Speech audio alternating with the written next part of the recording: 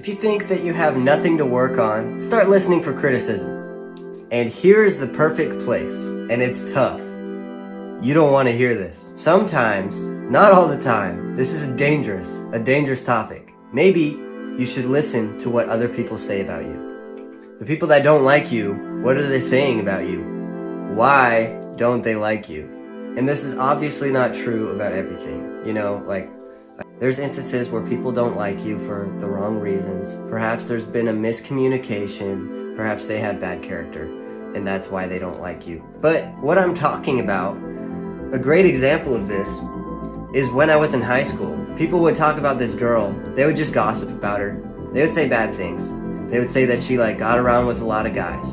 That's just one of them, for example. And she would always talk to us and be like, yeah, I don't know, that's just not true. They're just completely making that up. And it's kind of well, obviously, are they really just making that up? Why would they say that about you? There's a reason they said that about her, and it's because it was true. I'm suggesting that maybe the things that they're saying about you have something to do with your faults. And if you think you're so good and sinless, maybe you should listen to that.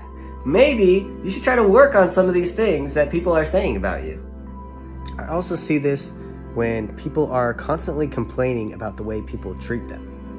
For example, I've heard people say oh my gosh, people are so rude to me when I go get fast food, or just this guy said this to me and it was so rude. And I'm like, my goodness, you're probably doing something to get these people to treat you that way.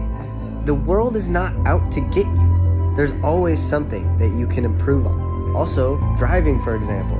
All the time, people say to me, man, this is the 5th time this week I've almost gotten in a car crash.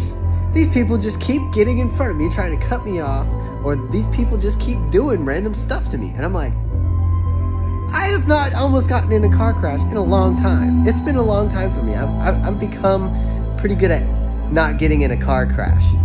And from my experience, when I was bad at driving, I used to almost get in car crashes a lot more. And it's probably a skill issue.